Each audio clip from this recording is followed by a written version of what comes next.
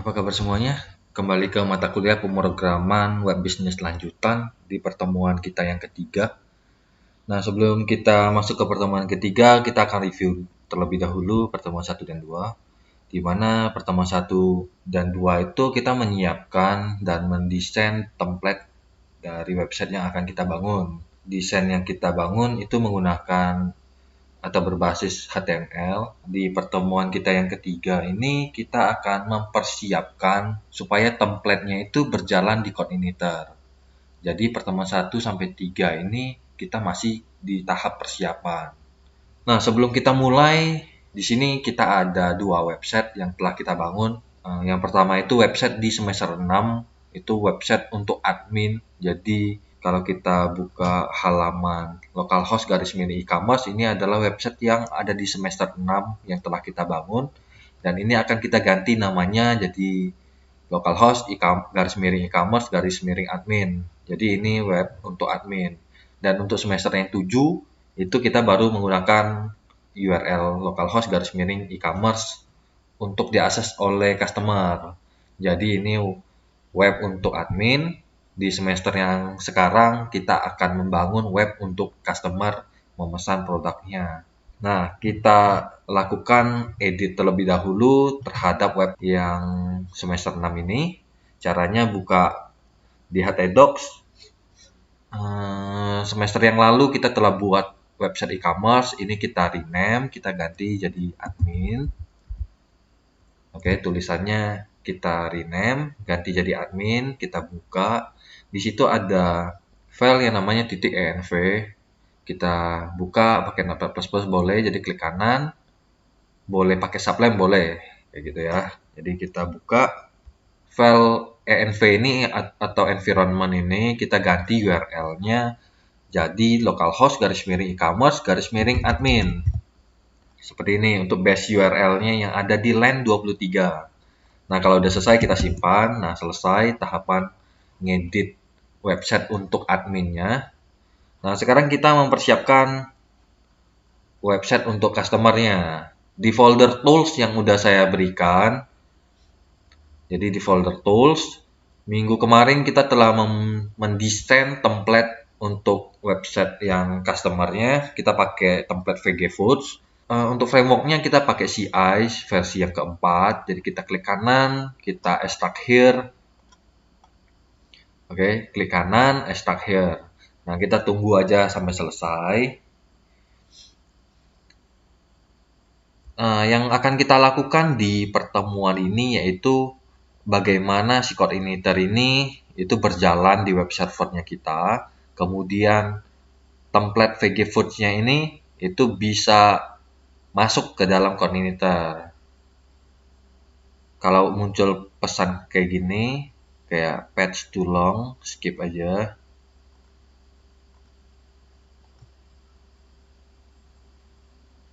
Nah, ini tampilannya.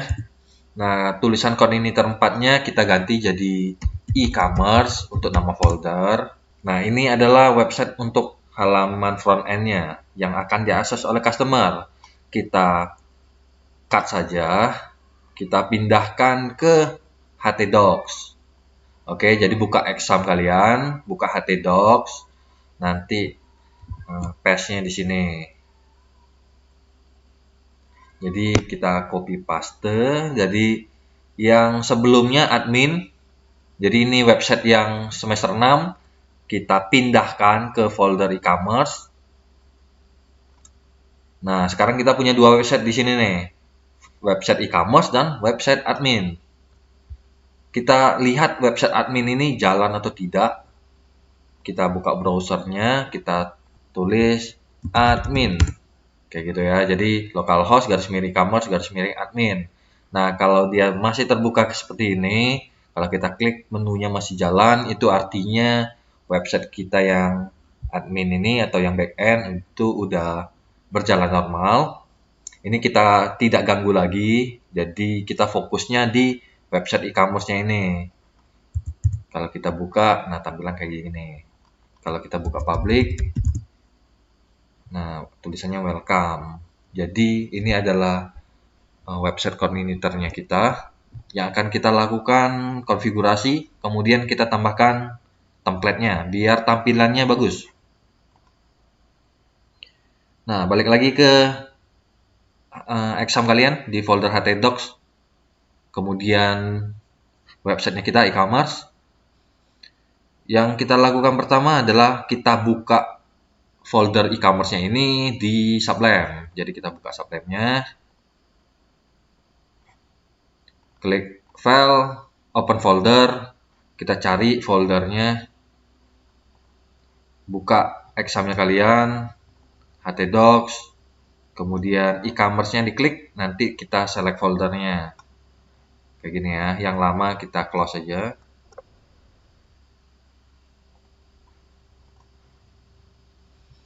Nah, yang pertama kali kita lakukan, coba kita lihat materi. Ya, kayak gini lah ya. Jadi kita ekstrak, itu udah selesai. Kita buka projectnya pakai Sublime, ini udah. Nah, yang kita lakukan adalah kita rename terlebih dahulu file env-nya ini. Jadi kita tambahin titik di depannya. Jadi nanti nama filenya .env. Oke, kita lakukan ya. Di sebelah kiri projectnya kita ada file env, kita klik kanan, kita rename, tambahkan titik di depannya, jadi .env, enter. Nah, seperti ini jadi hasilnya ya. Nah, yang kita lakukan selanjutnya adalah untuk CI environment-nya kita aktifkan. Caranya hapus aja pagar ini. Oke, tagnya dihapus. Kemudian production kita ganti jadi development. Seperti ini. Oke, jadi environment-nya kita ganti jadi development. Kemudian kita scroll dikit ke bawah, line 23 itu base URL-nya kita aktifkan juga, kita hapus hashtag-nya kayak gitu. Kemudian kita tulis http .2 garis miringnya 2 localhost garis miring e-commerce. Nah, seperti ini, garis miring lagi. Nah, kalau udah selesai berarti udah 2 CI environment nama base URL. Nah, selanjutnya database. Database juga kita aktifkan, kita hapus depannya.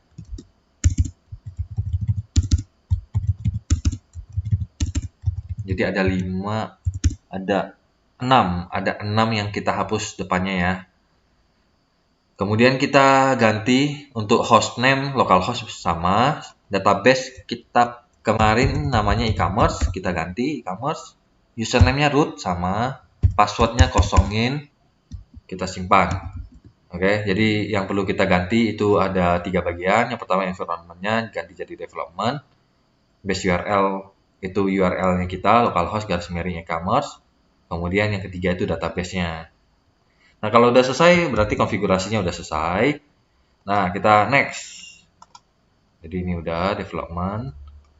Ini tahapan selanjutnya adalah kita konfigurasi helper-nya. Helper ini letaknya ada di app controller, nama filenya base controller. Kita tambahkan URL dan form. Kita coba ya. Di bagian ini ada folder app, kita klik, controller kita klik. Nah, kita buka base controller.php.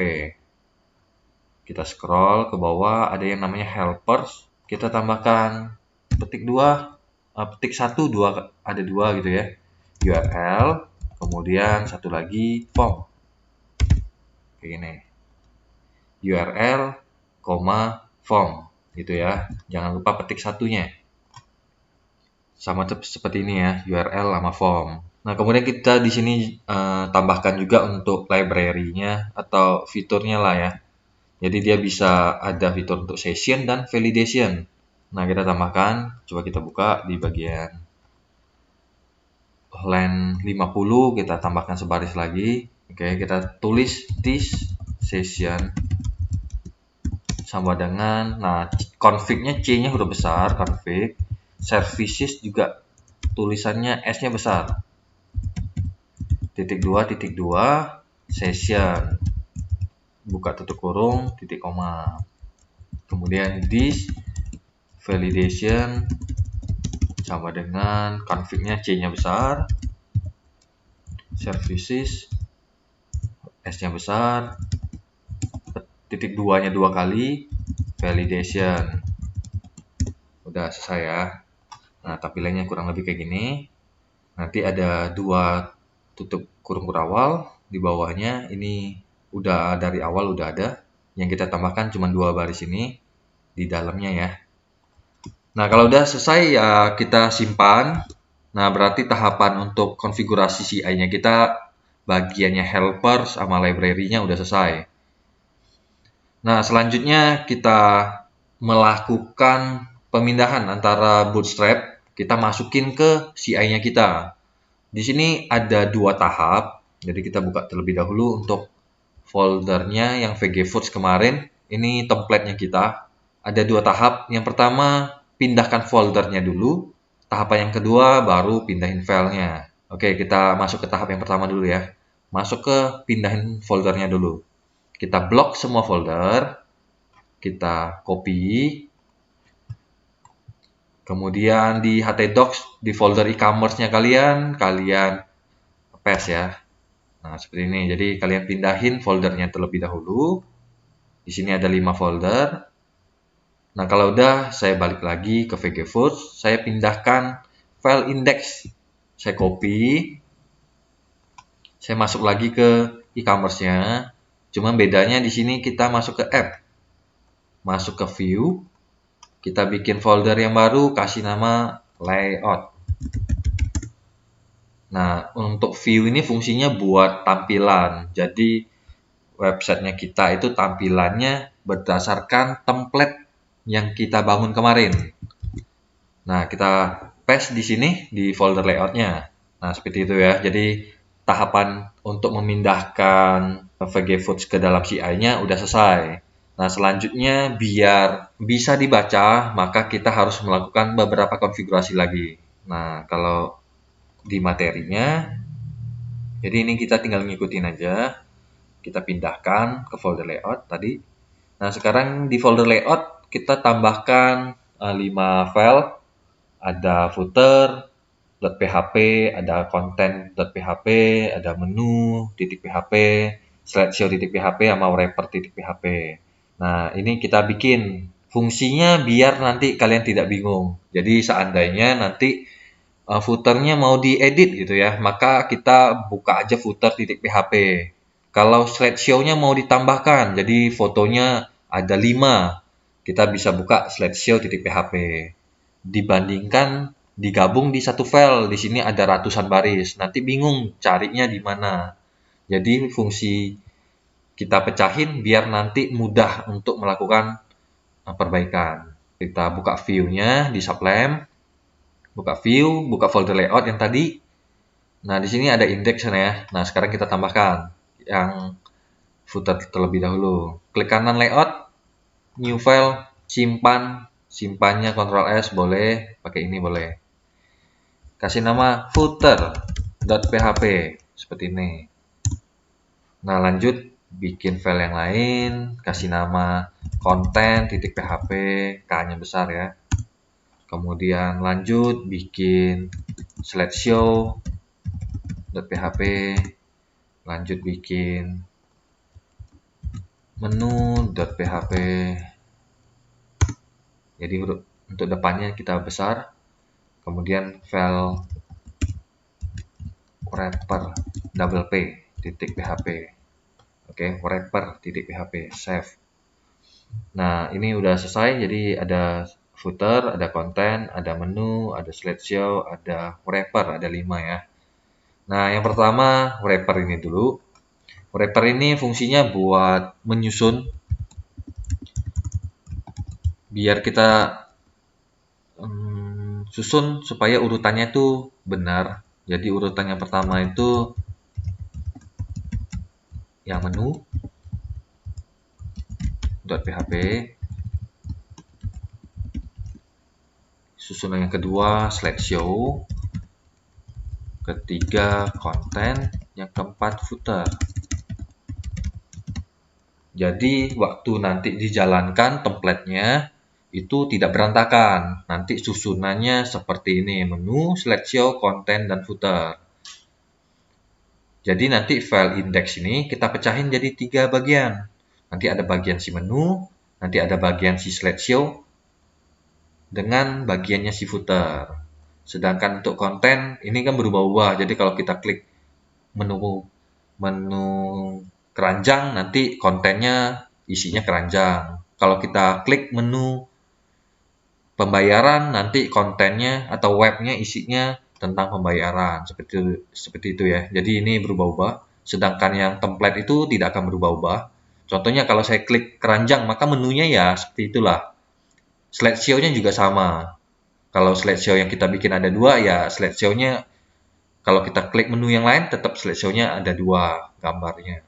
Footer juga sama. Jadi kalau udah kita setting di awal tahun 2022, maka selanjutnya ya tidak akan berubah. Yang berubah cuma kontennya aja. Kayak gitu ya. Jadi fungsi biar kita pecahin ini, biar nanti kita mudah untuk nyari atau mengubahnya. Kalau kita buka materinya, ini susunannya. Ada menu, slideshow, konten, footer. Susunannya berurutan. Oke, next ya. Nah, tahapan selanjutnya adalah dari ada berapa baris ini? 263 baris ini. Kita akan membagi jadi 3 bagian. Oke, jadi bagian yang pertama itu dari line 1 sampai, jadi kita klik ya, kita blok ya, dari line 1 sampai section. Nah, sampai sini ini bagiannya si menu nih. Oke, jadi ini dari line 1 sampai line 78. Ini punya si menu. Jadi kita boleh cut nih, kita cut. Kita pindahkan ke menu. Nah, kita simpan. Kita balik lagi ke indeks.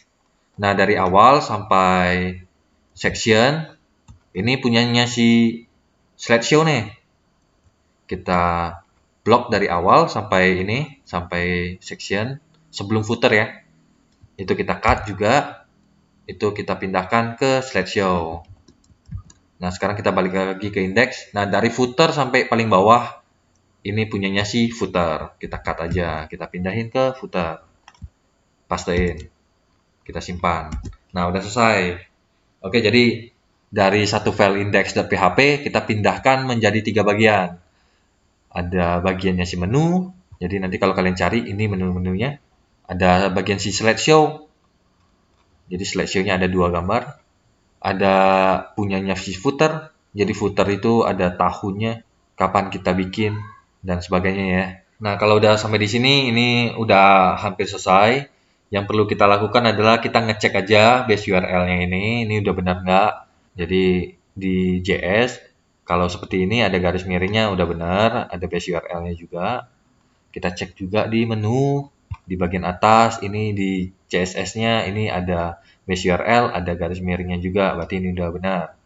Nah, selanjutnya kita cek di slideshow. Nah, di sini ada yang belum kita tambahkan, itu di bagian image-nya ini.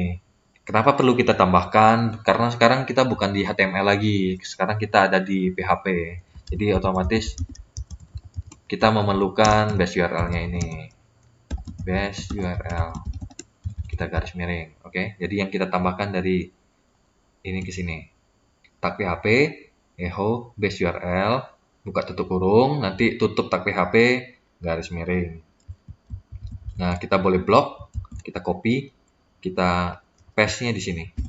Nah, seperti ini ya. Jadi di image background 1 dan background 2-nya kita tambahkan base URL-nya. Nah, kalau udah selesai, kita tes websitenya kita. Tes yang pertama itu tes coordinator-nya jalan atau tidak. Harusnya jalan, jadi kita buka aja localhost garis miring e-commerce garis miring public. Seperti ini. Nah, kalau gini berarti CI-nya udah jalan. Tes yang kedua adalah tes template-nya jalan atau tidak. Nah, sebelum kita tes template-nya jalan atau tidak, kontennya kita tambahkan ini. Jadi kontennya masih kosong. Kita tambahkan 5 baris ini. Set variable IEC. Kemudian kita view variable isi tersebut. Kita tutup tag PHP. Nah, seperti ini ya. Jadi ada 5 baris ini kita tambahkan untuk bagian konten. Kemudian kita tes template-nya jalan atau tidak. Kita bisa buka controller, buka home. Nah, kalau yang tadi kan welcome message ya. Jadi dia menampilkan halaman welcome gitu. Nah, sekarang kita menampilkan template-nya. Kalau kita lihat di sini, template-nya kita ada di sini. Di folder wrapper ini template-nya. Jadi di folder layout, nama filenya wrapper. Kita tulis. Kita ke controller, buka atau klik home. Welcome message-nya kita hapus. Kita tulis foldernya layout. Nama filenya jadi garis miring. Nama filenya wrapper. Nah, kita tes apakah desainnya ini, desain dari template-nya kita itu berjalan baik atau tidak. Jadi kita buka lagi, kita klik lagi.